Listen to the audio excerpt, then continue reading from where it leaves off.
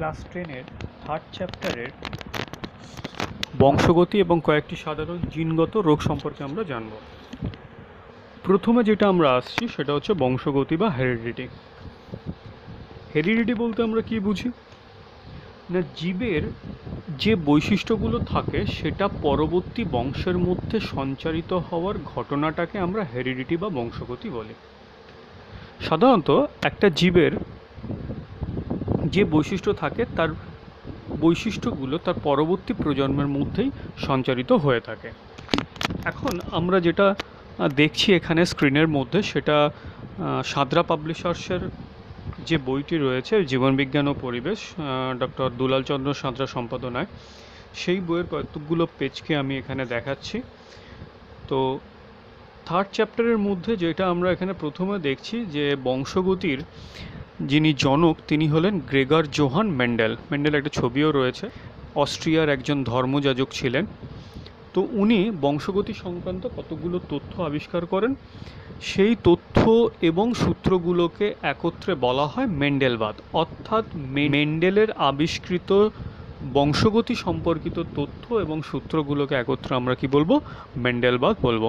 ওনার দুটো বিখ্যাত সূত্র রয়েছে, পৃথক ভবন সূত্র এবং স্বাধীন সঞ্চারণ সূত্র, সেটা পরে আসছি। যাই হোক, এবার আমরা বংশগতি সম্পর্কে কি বললাম না, কোনো জীবের বা প্রজাতির বৈশিষ্ট্যগুলো যখন একটা বংশ থেকে পরেরটা বংশের মধ্যে সঞ্চারিত হয় তখন তাদেরকে আমরা কি বলবো?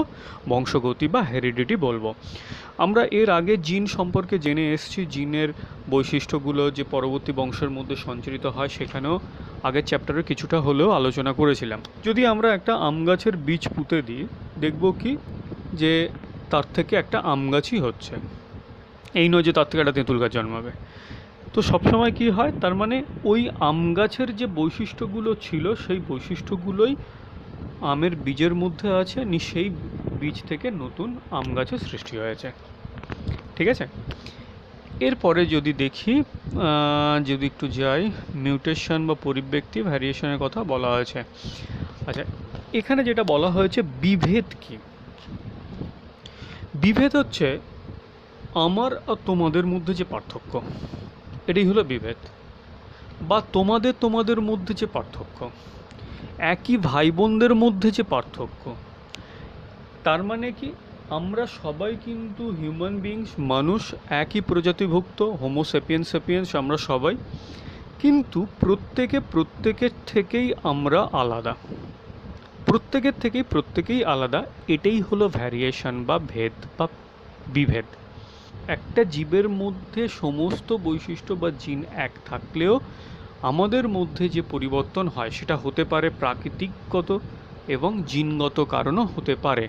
প্রাকৃতিকগত কারণ যদি ধরি, আমরা একটা গ্রীষ্মপ্রধান অঞ্চলে থাকি, আমাদের ত্বকের বর্ণ যা হবে, একটা শীতপ্রধান দেশের মানুষদের মধ্যে কিন্তু তার ত্বকের বর্ণের পার্থক্য আসবে। এটা পরিবেশগত কারণ। আবার জিনগত কারণও হয়ে থাকে। আমাদের স্বাভাবিকভাবে জিন একই রকম থাকলেও যেহেতু আমরা যৌন জননকারী জীব, তাই আমাদের মধ্যে ওই যে যখন গ্যামেট তৈরি হয়, যেটা আমরা দেখেছি পুনঃসংযোজন হয়ে যায় নতুন জিনের, তো তার ফলে কি হয়, নতুন বৈশিষ্ট্যগুলোর প্রকাশ ঘটে এবং আমাদের মধ্যে নতুন বৈশিষ্ট্যের আবির্ভাব ঘটে। তাহলে সেটাকে আমরা কি বলবো? ভেদ বা বিভেদ বলবো। একই প্রজাতির মধ্যে জীবেদের যে আকৃতিগত পরিবর্তন লক্ষ্য করা যায় সেটাকে আমরা বলে থাকি কি? বিভেদ। বংশগতি ও বিভেদ একে অপরের পরিপূরক। বংশগতি এবং বিভেদটা একে অপরের পরিপূরক। আমি দাগ দিয়ে রেখেছি শর্ট কোশ্চেনের জন্য, খুব ইম্পর্ট্যান্ট। এরপরে একটা রয়েছে মিউটেশনের কথা বলা হয়েছে। মিউটেশন হচ্ছে জিনের আকস্মিক স্থায়ী পরিবর্তন। জিনগত বিন্যাস আমাদের যা রয়েছে তার মধ্যে হঠাৎ কোনো অংশের যদি পরিবর্তন হয়ে যায় এবং সেই পরিবর্তনটা যদি স্থায়ী পরিবর্তন হয় সেটা হচ্ছে মিউটেশন। আচ্ছা, বিভেদ যেখানে ছিলাম, বিভেদের এখানে নেই। বিভেদের অ্যাকচুয়ালি দুটো ভাগ হয়। একটা হচ্ছে সোমাটিক ভ্যারিয়েশন বা বিভেদ, আর একটা হচ্ছে জার্মিনাল ভ্যারিয়েশন বা বিভেদ। সোমাটিক ভ্যারিয়েশন কাদের বলবো? যে ভেরিয়েশনে কেবলমাত্র জীবের বাহ্যিক আকার আকৃতির পরিবর্তন ঘটে তাদেরকে আমরা বলবো কি সোমাটিক ভ্যারিয়েশন বা বিভেদ, মানে দৈহিক পরিবর্তন বা বিভেদ। আর যখন জার্মিনাল কোষে অর্থাৎ যেটা পরবর্তী বংশের মধ্যে সঞ্চারিত হতে পারবে এই রকম যে ভেদ বা বিভেদ যদি লক্ষ্য করা যায় তখন সেটাকে আমরা কি বলবো, জার্মিনাল বিভেদ। হঠাৎ কোনো একটা মানুষের মধ্যে 6টা আঙুল তৈরি হলো, একটা হাতে 6টা আঙুল হলো, তো সেই ভেরিয়েশনটা কিন্তু সোমাটিক ভেরিয়েশন, যেটা কিন্তু পরবর্তী বংশের মধ্যে সঞ্চারিত হবে না। আবার অনেকের ক্ষেত্রে আমরা দেখে থাকি সেতি রোগ, তো সেই রোগটার ক্ষেত্রে যদি আমরা দেখি এটা কিন্তু ভ্যারিয়েশন, জার্মিনাল ভ্যারিয়েশন, তো যে ভ্যারিয়েশনটা কিন্তু পরবর্তী বংশের মধ্যে সঞ্চারিত হতে পারে বা হয়ও। তবে যে উদাহরণটা আমি এখানে দিলাম সেতি রোগের ক্ষেত্রে এই রোগটা কিন্তু কোনো একটা বংশে গিয়ে কিন্তু হঠাৎ প্রকাশ হতে পারে, হয়তো দেখা গেল যে 2টো বা 3টে বংশে প্রকাশ হলো না, তাহলে কিন্তু এই নয় যে সেটার ভ্যারিয়েশনটা আর রইল না, সেটা কিন্তু হঠাৎ কোনো একটা বংশের মধ্যে প্রকাশ হতে পারে। তো ভ্যারিয়েশন তাহলে আমরা কি দেখলাম, দুটো টাইপের আমরা ভ্যারিয়েশন দেখলাম, সোমাটিক ভ্যারিয়েশন আর জার্মিনাল ভ্যারিয়েশন। তাহলে আমরা ভ্যারিয়েশন কি দেখছি, দুটো টাইপের ভ্যারিয়েশন হয়, একটা হচ্ছে সোমাটিক ভ্যারিয়েশন আর একটা হচ্ছে জার্মিনাল ভ্যারিয়েশন। সোমাটিক ভ্যারিয়েশন আর একটা হচ্ছে জার্মিনাল ভ্যারিয়েশন। এখন এই যে সোমাটিক ভ্যারিয়েশন যেটা রয়েছে, সোমাটিক ভ্যারিয়েশন, এই ভ্যারিয়েশনটা পরবর্তী প্রজন্মের মধ্যে অর্থাৎ এর মধ্যে বংশগতি প্রাপ্ত নাও হতে পারে, পরবর্তী বংশের মধ্যে সঞ্চারিত হতে নাও পারে। তো এই ভ্যারিয়েশনটা নন হেরিডিটিক্যাল হতে পারে, নন হেরিডিটিক্যাল হতে পারে, অর্থাৎ এটা পরবর্তী বংশের মধ্যে সঞ্চারিত নাও হতে পারে। কিন্তু যেটা জার্মিনাল ভ্যারিয়েশন রয়েছে, এই ভ্যারিয়েশনটা কিন্তু পরবর্তী বংশের মধ্যে সঞ্চারিত হতে পারে বা হয়ে থাকে। ঠিক আছে, তো ভ্যারিয়েশন দুটো টাইপের হলো, সোমাটিক ভ্যারিয়েশন আর জার্মিনাল ভ্যারিয়েশন, যেটা এই বইতে নেই কিন্তু আসতে পারে। এরপরে আমরা যেটা দেখব, কানের মুক্ত লতি আর যুক্ত লতির কথা বলা হয়েছে, কানের মুক্ত লতি, যুক্ত লতি। এখানে দুটো যে বৈশিষ্ট্য রয়েছে, প্রকট বৈশিষ্ট্য এবং প্রচ্ছন্ন বৈশিষ্ট্যের কথা এখানে বলা হয়েছে। কানের মুক্ত লতি এবং যুক্ত লতি যেটা হয়ে থাকে আমাদের এইখানে কানের যে অংশটা রয়েছে এই অংশটার ক্ষেত্রে যেটা যুক্ত থাকে যুক্ত, আর যেটা মুক্ত থাকে সেটাকে আমরা মুক্ত লতি বলে থাকি। তো এই অংশে যাদের মুক্ত থাকে সেই সেই বৈশিষ্ট্যটা হচ্ছে প্রকট বৈশিষ্ট্য, আর যাদের যুক্ত থাকে তারা হচ্ছে প্রচ্ছন্ন বৈশিষ্ট্য। প্রকট কি প্রচ্ছন্ন কি সেটা একটু পরে আসছে, জাস্ট এখানে এইটুকু জানার জন্য বলছি। কানের মুক্ত লতিটা প্রকট বৈশিষ্ট্য, যুক্ত লতিটা হচ্ছে প্রচ্ছন্ন বৈশিষ্ট্য। অনুরূপভাবে রোলার জীবের কথা যদি আমরা বলি, যারা আমরা এরকম বাঁকাতে পারি, জীবটাকে বের করে গুটিয়ে নিতে পারি, সেটা হচ্ছে রোলার জীব। তো এই জীবের বৈশিষ্ট্যটা হচ্ছে প্রকট বৈশিষ্ট্য। যারা বাঁকাতে পারে না, অনেকের ক্ষেত্রেই হয়ে থাকে, সোজা হয়, তাদের ক্ষেত্রে আমরা কি বলবো, এরা প্রচ্ছন্ন বৈশিষ্ট্য সম্পন্ন হয়ে থাকে। এই নয় যে এটার জন্য কারোর প্রকট আছে কারোর প্রচ্ছন্ন আছে, তাদের এর জন্য কোনো শারীরিক সমস্যা আসতে পারে, এরকম কোনো ব্যাপার নেই। এটা জিনগত বৈশিষ্ট্য, যার যেমনভাবে প্রকাশ হয়েছে। ঠিক আছে, আচ্ছা এবারে নোটের দিকে আসছি আবার। তো এখানে আমরা দেখলাম এটা কানের যুক্তলতির কথা এলো। এরপরে দেখ প্রকারণের কতগুলো কারণ এখানে বলা আছে। প্রকারণের কারণ সেটা হতে পারে কীরকম পরিবেশগত কারণ হতে পারে। একটু আগে আমি বলছিলাম যে ভিন্ন জায়গায় বসবাসকারী মানুষের মধ্যে কিন্তু ভিন্ন রকমের হতে পারে। কুকুরের ক্ষেত্রে যেমন লোম আমরা যেটি দেখি, সেটা সাধারণত গ্রীষ্মপ্রধান অঞ্চলে ছোট লোমযুক্ত কুকুর হয়, আবার যদি আমরা শীতপ্রধান অঞ্চলে দেখে থাকি সেটা হয়ে থাকে বড় বড় লোমযুক্ত হয়ে থাকে। আবার যেটা হয় মিওসিস, যারা যৌন জননকারী জীব রয়েছে আমি বললাম, মিওসিসের সময় যখন ক্রসিং ওভার ঘটে তখন জিনের একটা পুনঃসংযোজন ঘটে, তো সে কারণেও কিন্তু ভেদ বা প্রকরণ আসতে পারে। ঠিক আছে, আচ্ছা এরপরে সংজ্ঞা রয়েছে, বংশগতির সংজ্ঞা করতে হবে। যে প্রক্রিয়ায় পিতামাতার বা জনিত্রীর চারিত্রিক বৈশিষ্ট্যগুলো বংশ পরম্পরায় সন্তান সন্ততিতে বা অপত্যের দেহে সঞ্চারিত হয় তাকে বংশগতি বা হেরিডিটি বলে। জীবের যা বৈশিষ্ট্য রয়েছে, যে প্রক্রিয়ায় জনিত্রী জীব থেকে অপত্য জীবের মধ্যে সঞ্চারিত হয় তাকে হেরিডিটি বা বংশগতি বলা হয়।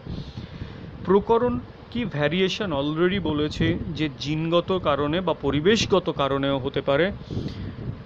জীবেদের মধ্যে বা একই প্রজাতিভুক্ত জীবেদের মধ্যে যে পার্থক্যটা লক্ষ্য করা যায় তাকে আমরা ভেদ বা প্রকরণ বলবো। একই প্রজাতি কিন্তু বৈশিষ্ট্যের পার্থক্য রয়েছে, ভেদ বা প্রকরণ বা ভ্যারিয়েশন। মিউটেশন পরের পাতায় রয়েছে। মিউটেশন সেটা কি না, কোনো প্রজাতিভুক্ত জীবের বংশানুক্রমিকভাবে জীবকোষের মধ্যে সঞ্চারণযোগ্য জিনের যে আকস্মিক পরিবর্তন তাকে মিউটেশন বলে। স্থায়ী দিলে আরও বেটার হয়। কোনো প্রজাতিভুক্ত জীবের বংশানুক্রমিক জীবকোষের মধ্যে সঞ্চারণযোগ্য যে আকস্মিক পরিবর্তন ঘটে তাকে মিউটেশন বলে। হঠাৎ পরিবর্তন যে জিনগত বিন্যাসের ঘটে তাকে মিউটেশন বলে। এই আকস্মিক বা হঠাৎ কথাটা অতি অবশ্যই লিখতে হবে। সঞ্চারণযোগ্য অতি অবশ্যই লিখতে হবে। মিউটেশন হলো পরবর্তী বংশ সঞ্চারিত হতে পারলো না, সেটাকে আমরা কিন্তু মিউটেশন বলতে পারবো না, সেটা ভেদ বা ভ্যারিয়েশনের মধ্যে চলে আসবে। কিন্তু পরবর্তী বংশের মধ্যে যদি পরিবর্তনটা যেতে থাকে, ওই জিনগত পরিবর্তনটা, সেটাকে আমরা মিউটেশন বলে থাকি। আকস্মিক হতে হবে, হঠাৎ পরিবর্তন। অভিযোজনের ফলেও পরিবর্তন হতে পারে। জীব পরিবেশের সঙ্গে খাপ খাওয়াতে থাকে, কয়েকশো বছর চলে গেল, তারপর জীবের পরিবর্তন ঘটলো, সে পরিবর্তনটাকেও কিন্তু মিউটেশন বলবো না। মিউটেশন কখন বলবো? যখন আকস্মিক পরিবর্তন হয়, জিনের আকস্মিক পরিবর্তন বা হঠাৎ পরিবর্তন হয়, তখন সেটাকে আমরা বলবো মিউটেশন। ঠিক আছে, এবার বংশগতিতে যাওয়ার আগে বেশ কতকগুলো সংজ্ঞা রয়েছে, এ কটা একটু করতে হবে বংশগতির বৈশিষ্ট্যগুলো বা পরবর্তী অংশগুলো বোঝার জন্য। তো এখানে সংজ্ঞাগুলো প্রথমে করতে গেলে একটু অসুবিধা হবে। পরবর্তী সময়তে যত দূর আমরা এগোতে থাকবো, ধীরে ধীরে এই জিনিসগুলোও কিন্তু ক্লিয়ার হয়ে যাবে। এখন যদি কষ্ট করে মুখস্থ করতে হয় তাহলে করতে হবে, কিন্তু পরবর্তী সময় ধীরে ধীরে এটা পরিষ্কার হয়ে যাবে। তো প্রথমে যেটা আসি আমরা বৈশিষ্ট্য বা প্রলক্ষণের দিকে। বৈশিষ্ট্য কি? একটা জবা গাছের যদি বৈশিষ্ট্য বলি, কি বলবো? তো জবা ফুলটা লাল হয়, 5টা পাপড়ি থাকে, বৃত্তাংশ 5টি হয়, জবা ফুলের পাতাগুলো ডিম্বাকার হয়, প্রান্তগুলো খাঁজকাঁটাযুক্ত হয়ে থাকে, সেরেশান থেকে থাকে। তো অর্থাৎ একটা জীবের বলবো, একটা জীবকে যার দ্বারা চিনতে পারি তাকে আমরা কি বলবো? বৈশিষ্ট্য বা প্রলক্ষণ বলবো। কেউ লম্বা না বেঁটে, এটা তার বৈশিষ্ট্যের মধ্যে পড়ে। এখানে যেটা দেখানো হয়েছে ক্যাপিটাল টি দিয়ে আর স্মল টি দিয়ে, এটা পরবর্তী সময়তে আমি বলবো। ক্যাপিটাল টি দিয়ে প্রকট বৈশিষ্ট্য বোঝানো হয়, স্মল টি দিয়ে প্রচ্ছন্ন বৈশিষ্ট্য বোঝানো হচ্ছে। সবসময় ক্যাপিটাল লেটার দিয়ে প্রকটটাকে বোঝানো হয়, স্মল দিয়ে প্রচ্ছন্ন বোঝানো হয় সাধারণত। তো সেই হিসেবে এখানে লম্বা বৈশিষ্ট্যটাকে প্রকট বৈশিষ্ট্য আর বেঁটে বা খর্বটাকে স্মল টি, যেটাকে প্রচ্ছন্ন বৈশিষ্ট্য হিসেবে ধরা হচ্ছে। এরপরে আমরা কি বলবো? অ্যালিল বলবো। অ্যালিলটা কি? সমস্ত ক্রোমোজোম। এখন সমস্ত ক্রোমোজোমটা কি সেটা জানতে হবে। যাক আসছি, সমস্ত ক্রোমোজোমের নির্দিষ্ট বিন্দুতে বা একই লোকাসে অবস্থিত একই জিনের বিভিন্ন রূপভেদকেই অ্যালিল বা অ্যালিলোমর্ফ বলে। তার মানে কন্ট্রাস্টিং যে ক্যারেক্টার, সেটাই হলো তার অ্যালিল। কার অ্যালিল? জিনের অ্যালিল। তাহলে জিনের মধ্যে দুটো অ্যালিল থাকছে, ক্যাপিটাল টি অ্যালিল থাকছে, ক্যাপিটাল টি স্মল টি অ্যালিল, স্মল টি। তার মানে জিনের যে ভিন্ন ভিন্ন রূপভেদ থেকে থাকে তাদেরকে আমরা অ্যালিল বলে থাকি। অর্থাৎ যে বৈশিষ্ট্যটাকে আমরা নিচ্ছি, তাহলে আমরা জীবের যদি বৈশিষ্ট্য ধরি, তার হাইট, দৈর্ঘ্য, সেটা কার বৈশিষ্ট্য? জিনের বৈশিষ্ট্য। এবারে এই জিনটার দুটো কন্ট্রাস্টিং ক্যারেক্টার কি? আইদার সে লম্বা হতে পারে অথবা বেঁটে হতে পারে। তাহলে এই লম্বা আর বেঁটেটাকে আমরা কি বলবো? অ্যালিল বা অ্যালিলোমর্ফ বলবো। ঠিক আছে, আমরা এবার একটু দেখি যে সমস্ত ক্রোমোজোমটা কি। জানি না মনে আছে কি না, আগের চ্যাপ্টারে কিন্তু আমরা এটা দেখেছিলাম। তো দেখ এবারে যে অ্যালিল সমস্ত ক্রোমোজোমটা কি? সমস্ত ক্রোমোজোম কি? আমরা বলেছিলাম যে মানুষের ক্ষেত্রে, মানুষের কেন যে কোনো ডিপ্লয়েড জীবের ক্ষেত্রে জোড়া জোড়া করে ক্রোমোজোম থেকে থাকে। মানুষের ক্ষেত্রে আমরা যদি বলি যে 46টা ক্রোমোজোম না বলে আমরা কি বলে থাকি, 23 জোড়া ক্রোমোজোম থেকে থাকে। এখন এই জোড়া কেন বলছি, কারণ 23টা রকমের ক্রোমোজোম আছে এবং তাদের প্রত্যেকটার একটা করে যমজ রয়েছে, যারা আকার আকৃতিতে এবং জিনগত বিন্যাসে একই রকম থাকে। এই রকম ক্রোমোজোমগুলোকে আমরা কি বলি, সমস্ত ক্রোমোজোম বা হোমোলোগাস ক্রোমোজোম বলে থাকি। ধর এই একটা যদি ক্রোমোজোম হয়, সমস্ত ক্রোমোজোমটাও কিন্তু এই প্রায় একই রকমের হবে। হ্যাঁ, এখন অঙ্কনজনিত ত্রুটি সেটা আলাদা কথা, ওটা গায়ে গায়ে হলো।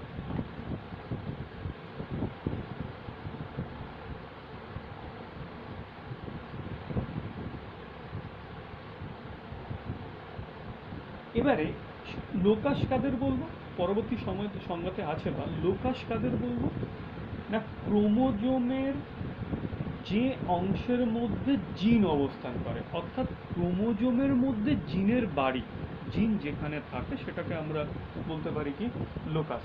ঠিক, তাহলে ক্রোমোজোমের মধ্যে যে স্থানে বা যে নির্দিষ্ট অংশে জিন অবস্থান করে তাকে আমরা কি বলবো, লোকাস বলবো।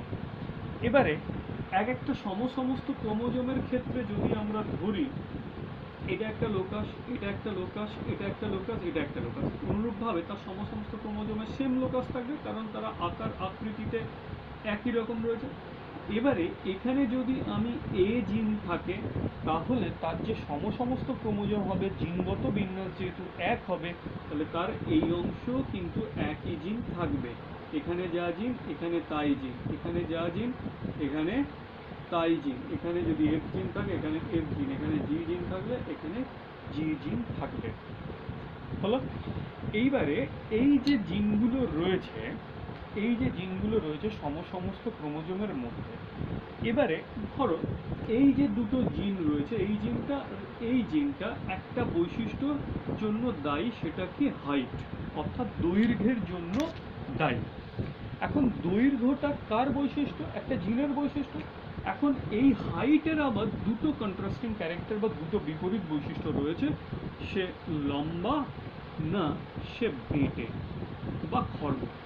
তাহলে এই লম্বা এবং এই বেঁটে, এই যে দুটো বিপরীত বৈশিষ্ট্য একটা জিনের মধ্যে, যে দুটো বিপরীত বৈশিষ্ট্য আমরা লক্ষ্য করছি, এদেরকে আমরা কি বলবো, অ্যালিল বা অ্যালিলোমর বলবো।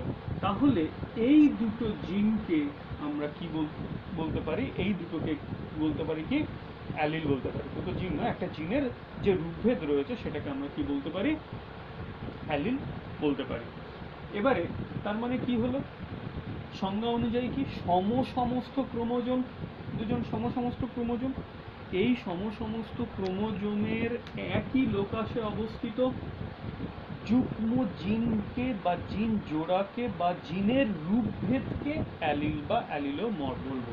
তাহলে ক্যাপিটাল বি, এখানে ক্যাপিটাল বি, যেটাকে আমি হাইটের বৈশিষ্ট্য, এই ধরলে আরো ভালো হতো, যাই হোক যে বৈশিষ্ট্যটা ধরেছি তাদেরকে আমরা কি বলবো, অ্যালিল বলবো। তাহলে এক্ষেত্রে এখানে এটা একটা অ্যালিল, অনুরূপভাবে এটা একটা অ্যালিল, অনুরূপভাবে এটা একটা অ্যালিল, অনুরূপভাবে এটা একটা অ্যালিল রয়েছে।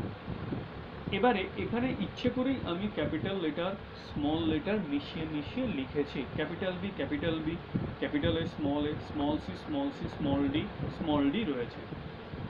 তো এক্ষেত্রে আমি দেখতে পাচ্ছি দুরকম মিশে রয়েছে, অর্থাৎ ক্যাপিটাল এ স্মল এ রয়েছে, এক্ষেত্রে ক্যাপিটাল বি রয়েছে, এখানে স্মল সি, এখানে স্মল ডি। তাহলে এই কটা কিন্তু একই রকমের রয়েছে। এটা কি বোঝানো হয়েছে, ক্যাপিটাল লেটার দিয়ে একটু আগে বলেছিলাম যে জীবের প্রকট বৈশিষ্ট্যটাকে বোঝানো হচ্ছে, আর স্মল লেটার দিয়ে প্রচ্ছন্ন বৈশিষ্ট্যটাকে বোঝানো হচ্ছে। এখন যদি যাই, তাহলে হোমোজাইগাস হেটেরোজাইগাসটা এখান থেকেই একবার দেখে নিতে পারি। যখন অ্যালিলের মধ্যে দু রকমের জিন থাকবে, অর্থাৎ ক্যাপিটালে স্মল এ রয়েছে, ক্যাপিটাল টি স্মল টি রয়েছে, ক্যাপিটাল বি স্মল বি রয়েছে, এইরকম যখন জিনগুলো থাকবে বা জিনের রূপভেদগুলো থাকবে, অর্থাৎ দুটো বৈশিষ্ট্য থাকবে প্রকট এবং প্রচ্ছন্ন, তাদেরকে আমরা বলবো হেটেরোজাইগাস। কি বলবো, হেটেরোজাইগাস। আর যখন একই রকমের রূপভেদ থাকবে, অর্থাৎ small C small C, small D small D, small T capital T, এই রকমভাবে যখন থাকবে তখন তাদেরকে আমরা কি বলবো? হোমোজাইগাস বলবো। হেটেরোজাইগাস আর হোমোজাইগাস। যখন প্রকট এবং প্রচ্ছন্ন জিন একসাথে অবস্থান করবে বা জিনের রূপভেদগুলো একসাথে অবস্থান করবে তখন তাদেরকে আমরা বলবো কি? হেটেরোজাইগাস। আর যখন একই রকম জিনের রূপভেদগুলো অর্থাৎ প্রকট বা শুধু প্রচ্ছন্ন বৈশিষ্ট্যগুলো যখন থাকবে তখন তাদেরকে আমরা বলবো হোমোজাইগাস। ক্যাপিটাল টি স্মল টি হোমোজাইগাস, ক্যাপিটাল টি স্মল টি হেটেরোজাইগাস। ঠিক আছে, ক্লিয়ার? এরপরে যদি আমরা যাই এক সংকর জনন আর দ্বিসংকর জনন। এখন এক সংকর জনন কাদের বলবো? যখন জীবের সংকরায়নটা কি? সংকরায়ন হচ্ছে দুটো জীবের মধ্যে মিলন ঘটানো। দুটো জীবের মধ্যে মিলন ঘটানোটাকেই বলা হচ্ছে কি? সংকরায়ন। এবারে এক সংকর আর দ্বিসংকর জননটা কি? যখন জীবের একটা মাত্র বৈশিষ্ট্যের নিরিখে সংকরায়নটা করা হয় বা হাইব্রিডাইজেশনটা করানো হয় বা মিলনটা ঘটানো হয়, যে কোনো একটা বৈশিষ্ট্যের নিরিখে। অনেক বৈশিষ্ট্য থাকতে পারে, আমাদের বিবেচ্য বিষয়ের মধ্যে একটা বৈশিষ্ট্য যখন থাকবে তখন সেটাকে আমরা কি বলবো? এক সংকর জনন পরীক্ষা। দ্বিসংকর জনন কখন বলবো? যখন ওরকম দুটো বৈশিষ্ট্য নিয়ে থাকবে জীবের মধ্যে সংকরণ ঘটানো হবে তখন তাদেরকে আমরা বলবো দ্বিসংকর জনন। বোঝার সুবিধার জন্য, একটা লম্বা মোটর গাছের সাথে একটা খর্ব মোটর গাছ, তাহলে এখানে বৈশিষ্ট্যটা কি? দৈর্ঘ্য, হাইট, তো টল অর শর্ট। তো সেক্ষেত্রে কি হচ্ছে? লম্বা আর খর্ব এই যে দুটো বৈশিষ্ট্য নিয়ে আমরা সংকরণ, একটা এগেনস্টে যে কন্ট্রাস্টিং দুটো ক্যারেক্টার, যাই হোক, একটা বৈশিষ্ট্য নিয়ে অর্থাৎ জীবের দৈর্ঘ্যের নিরিখে যখন আমরা সংকরণ ঘটাচ্ছি, দৈর্ঘ্যটা লম্বা হবে না বেঁটে হবে, এই নিরিখে যখন সংকরণ ঘটাচ্ছি তখন তাদেরকে আমরা কি বলবো? এক সংকর জনন বলবো। আর দ্বিসংকর জনন কখন বলবো? যখন এরকম দুটো বৈশিষ্ট্য থাকবে, যেমন উদ্ভিদের লম্বা দৈর্ঘ্যের সাথে দৈর্ঘ্যের সাথে আমি হয়তো নিয়ে নিলাম মোটর গাছটার বীজটা গোলাকার না কুঞ্চিত, তো সেটা হতে পারে। তো গোলাকার বীজ, আবার রংটা বর্ণটা নিলাম হলুদ না সবুজ সেটা নিলাম, সেটাও হতে পারে। দুটো বৈশিষ্ট্য একসাথে নেওয়া হচ্ছে। একটা যখন দেখছিলাম, এটা নিলেই সুবিধা হবে, যে মোটর গাছটার দৈর্ঘ্য কিরম, লম্বা না বেটে, তার সাথে হয়তো বীজের বর্ণটা কেমন হবে, হলুদ না সবুজ। এবারে কীরকম বৈশিষ্ট্যভাবে নেওয়া হচ্ছে? একটা মোটর গাছ যার দৈর্ঘ্য লম্বা, বীজের বর্ণ হলুদ হয়, একটা মোটর গাছ যার দৈর্ঘ্য ছোট, বীজটার বর্ণ সবুজ হয়। তাহলে দুটো বিপরীত বৈশিষ্ট্য এখানে আমরা নিচ্ছি একসাথে, এই রকম জননটাকে আমরা কি বলবো? দ্বিসংকর জনন বলবো। হয়েছে? আচ্ছা, এরপরে সমসংকর আর বিষম সংকর বইয়ের রয়েছে, এটা আমি বলে দিয়েছি। হোমোজাইগাস আর হেটেরোজাইগাসটা একটু আগেই ছেড়ে দেয়, সংকরণ হাইব্রিডাইজেশনও বলেছি।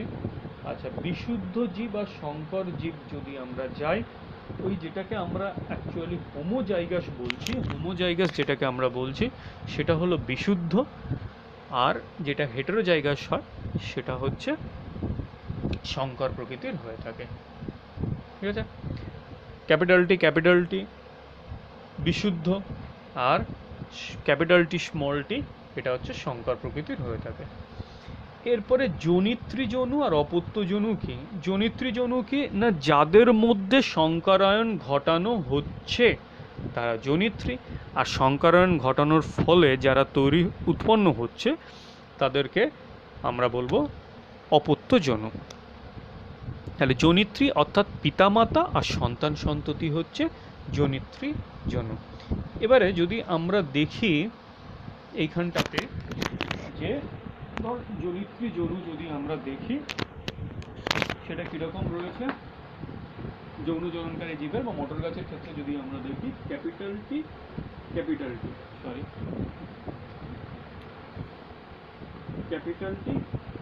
টি ক্রস স্মল টি স্মল টি।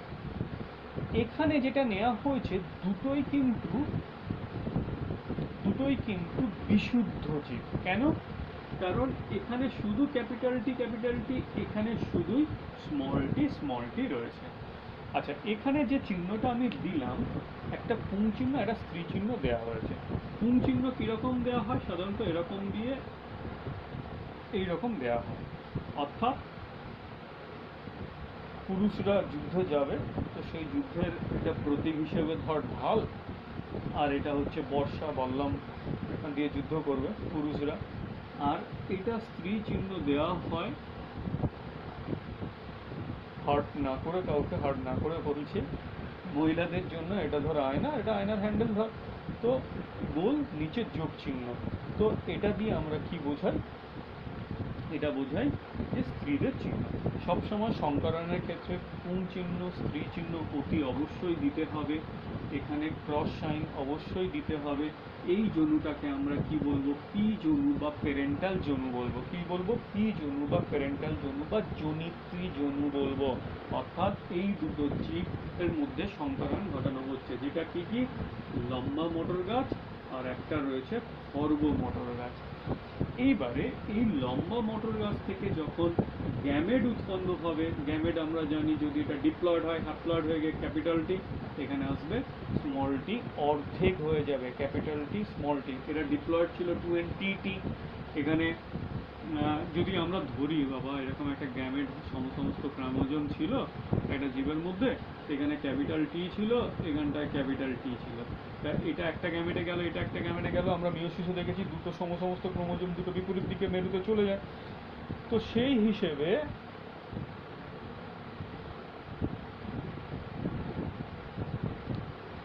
যেটা রয়েছে যে অর্ধেক গ্যামেটটা হয়ে যাবে ক্যাপিটাল টি এবং স্মল টি হয়ে যাবে। এইবারে এদের দুজনের মিলনের ফলে যৌন জনন, দুটো গ্যামেটের মিলন হবে। সেক্ষেত্রে ক্যাপিটাল টি স্মল টি মিলে একটা নতুন অপত্য তৈরি করবে। এদেরকে আমরা কি বলবো? অপত্য যৌন বলবো। তাহলে এরা হলো জনিত্রী যৌন, যাদের থেকে নতুন অপত্যের সৃষ্টি হচ্ছে, আর যারা উৎপন্ন হলো তাদেরকে আমরা কি বলবো? অপত্য যৌন বলবো। ঠিক আছে? এরপরে দেখ কি আছে, ক্যামেরা বন্ধ করলাম। প্রকট আর প্রচ্ছন্ন। প্রকট প্রচ্ছন্ন বলতে কি বোঝায়? জীবের দুটো বিশুদ্ধ জীবের মধ্যে বিপরীত বৈশিষ্ট্য সম্পন্ন অবশ্যই জীবের মধ্যে যখন যার বৈশিষ্ট্যটা প্রকাশ পায় তাকে আমরা বলবো প্রকট, আর যার বৈশিষ্ট্য প্রকাশ পায় না তাকে আমরা বলবো প্রচ্ছন্ন। সাধারণত ক্যাপিটাল লেটার দিয়ে প্রকট বোঝাই, আর স্মল লেটার দিয়ে আমরা প্রচ্ছন্ন বোঝাই। এখন যদি আমরা ধরি যে ক্যাপিটাল টি থাকলো, তাহলে সেক্ষেত্রে কোনো সমস্যা হওয়ার কথা নয়। ক্যাপিটাল টিটাকে আমরা ডিনোট করছিলাম কি হিসেবে? যে ওটা প্রকট জিন হিসেবে। তাহলে যদি ক্যাপিটাল টি থাকে, এটা লম্বা বৈশিষ্ট্য। স্মল টিকে ধরে নেওয়া হলো এটা খর্ব বৈশিষ্ট্য বা বেটে বৈশিষ্ট্যের জন্য, তাহলে এটাকে ধরলাম খর্ব। ঠিক আছে? খর্ব বৈশিষ্ট্য। এইবারে ক্যাপিটাল টি থাকার জন্য লম্বা বৈশিষ্ট্য হচ্ছে লং, আর স্মল টি থাকার জন্য শর্ট বৈশিষ্ট্য বা খর্ব বৈশিষ্ট্য প্রকাশ হচ্ছে। এখন যদি এবার হয় ক্যাপিটাল টি আর স্মল টি, দেন তাহলে কি করব? কোন বৈশিষ্ট্য প্রকাশ হবে? লম্বা হবে না বেটে হবে না দুটোর মাঝামাঝি হবে? এখন স্বাভাবিকভাবেই মাথার মধ্যে আসবে, যেহেতু আমরা প্রচুর ম্যাথ করি, সেই অনুযায়ী বলতে পারি যে দুটোর গড় করলে মাঝামাঝিতেই চলে আসবে। কিন্তু বংশগতিতে বা জিনগত বিন্যাসের ক্ষেত্রে যদি আমরা এটা দেখি, সেটা কিন্তু ঘটে না। একটা বৈশিষ্ট্যরই প্রকাশ হয়, অর্থাৎ এখানে ক্যাপিটাল টির বৈশিষ্ট্য প্রকাশ পেয়ে সে লম্বা হয়, লম্বা। তাহলে ক্যাপিটাল টি স্মল টি ছিল, এর বৈশিষ্ট্য প্রকাশ হলো, ক্যাপিটাল টির বৈশিষ্ট্য বা লম্বার বৈশিষ্ট্যটা প্রকাশ হলো, প্রচ্ছন্নর বৈশিষ্ট্যটা খর্ব বৈশিষ্ট্যটা প্রকাশিত হতে পারলো না বা প্রকাশ হলো না। তাহলে এখানে লম্বা বৈশিষ্ট্যটাই হবে প্রকট বৈশিষ্ট্য, আর স্মল টির অর্থাৎ প্রচ্ছন্ন যেটা দিয়ে আমরা স্মল টি দিয়ে যেটা আমরা প্রকাশ করছিলাম সেটা কি খর্ব বৈশিষ্ট্য, সেটা প্রকাশ হতে পারলো না। কখন? হেটেরোজাইগাস কন্ডিশনে, অর্থাৎ যেখানে ক্যাপিটাল টি এবং স্মল টি দুটোই ছিল। ক্যাপিটাল টি এবং স্মল টি দুটো থাকার জন্য যার বৈশিষ্ট্যটা প্রকাশিত হতে পারলো না সেটা হলো প্রচ্ছন্ন বৈশিষ্ট্য, আর যার বৈশিষ্ট্য প্রকাশ হতে পারলো তাকে আমরা কি বলবো? প্রকট বৈশিষ্ট্য। ঠিক আছে, এটাও ক্লিয়ার? এবারে যদি নেক্সট আমরা যাই, সেটা কি আছে দেখ, বোধহয় আছে ফেনোটাইপ আর জেনোটাইপ রয়েছে। আমি আর ভিডিওটা বন্ধ করলাম না, ফেনোটাইপ আর জেনোটাইপ একবার দেখে নে, বন্ধই করি। ফেনোটাইপ আর জেনোটাইপ রয়েছে, ফেনোটাইপ আর জেনোটাইপ। ফেনোটাইপ কি? ফেনোটাইপ হচ্ছে জীবের বাহ্যিক প্রকাশ, আর জীবের জিনগত প্রকাশ সেটা হচ্ছে জেনোটাইপ। যেমন জেনোটাইপ হয় তেমন তার ফেনোটাইপই হয়ে থাকে, জিনগত বৈশিষ্ট্যটাই বাহ্যিক প্রকাশে ফিরে আসে। কি বলতে চাইছি, ধর লম্বা না বেঁটে, আমরা গাছটাকে বাইরে থেকে দেখছি গাছটা লম্বা হয়েছে না খর্ব হয়েছে বা বেঁটে হয়েছে, তো সেই বৈশিষ্ট্যটাকে আমরা কি বলবো? ফেনোটাইপ বৈশিষ্ট্য বলবো, অর্থাৎ তাদের বাহ্যিক প্রকাশটাকে আমরা কি বলবো? ফেনোটাইপ বলবো। বাহ্যিক প্রকাশ যেটা ঘটেছে সেটাকে আমরা কি বলবো? ফেনোটাইপ বলবো। আর জিনোটাইপ কাকে বলবো? না যখন ওর পিছনে অর্থাৎ ওর মধ্যে যে বৈশিষ্ট্যের প্রকাশটা হচ্ছে, যার দ্বারা হচ্ছে জিনগত বিন্যাস যেটা রয়েছে সেটা হচ্ছে জিনোটাইপ। আমি ভিডিওটা অন করে বোর্ডে আসছি।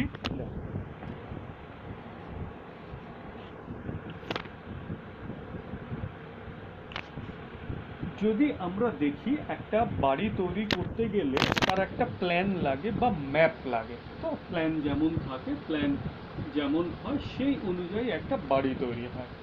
তো এখন সেই বাড়ি তৈরি করতে গেলে কি থাকবে? একটা বেডরুম থাকবে, একটা কিচেন থাকবে, একটা ব্যালকনি থাকবে, একটা টয়লেট থাকবে। তো যে ম্যাপ যেটা রয়েছে সেই ম্যাপটা কিন্তু খাতা কলমে রয়েছে, সেটা কিন্তু বাড়িটা তৈরি হয়ে যাওয়ার পরে কিন্তু আমরা কেউ দেখি না বা দেখতে চাইও না বা দেখতে পাইও না, কেউ সামনে রেখে দেয় না। বাড়ির সামনে নিশ্চয়ই কেউ তৈরি হওয়ার পরে ম্যাপটাকে সাজিয়ে রেখে দেয় না, আছে ম্যাপ রাখা আছে কিন্তু বাড়িটাকে আমরা দেখতে পাই। তাহলে সেই ম্যাপে বা প্ল্যানের মধ্যে, বাড়ি তৈরির প্ল্যানের মধ্যে যেমন যেমনভাবে আঁকা ছিল ঠিক তেমন তেমনভাবেই তার বেডরুম বল বা তার কিচেন বল, ব্যালকনি বল, টয়লেট বল, সেগুলো সবই কিন্তু সাজিয়ে গুছিয়ে তৈরি করা হয়েছে।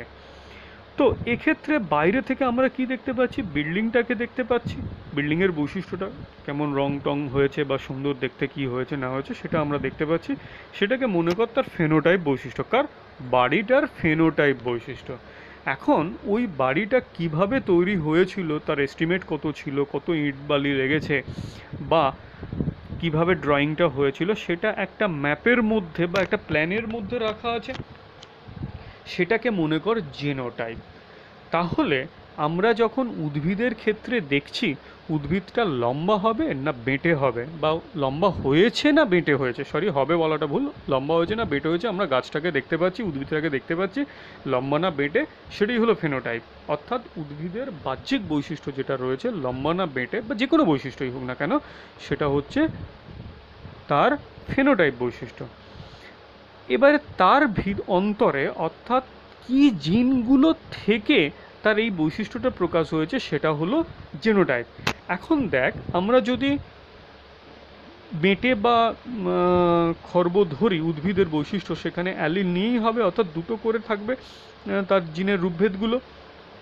তো সেক্ষেত্রে আমরা বলতে পারি লম্বা বৈশিষ্ট্যের জন্য, যেহেতু আমরা ক্যাপিটাল টি জিনটাকে ধরি, তাহলে বলতে পারি ক্যাপিটাল টি এটা হচ্ছে লম্বা বৈশিষ্ট্যের জন্য দায়ী জিন, লম্বা বৈশিষ্ট্যের জিন।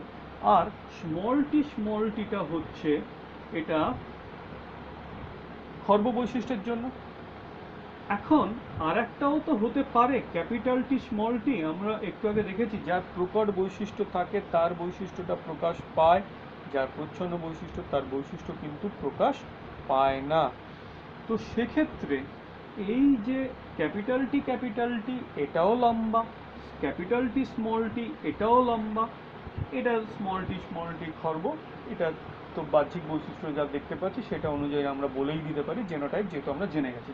কিন্তু একটা উদ্ভিদ লম্বা হয়েছে, বাহ্যিক বৈশিষ্ট্য ফেনোটাইপ, তার জেনোটাইপ কি আমরা জানতে পারবো?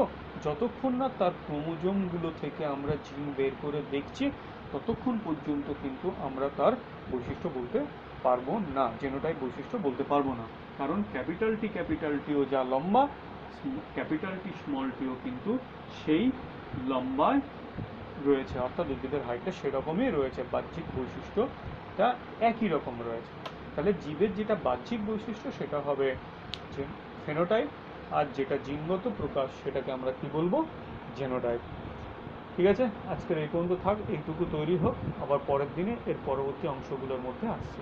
ওকে, চল ভালো করে দেখিস, টাটা।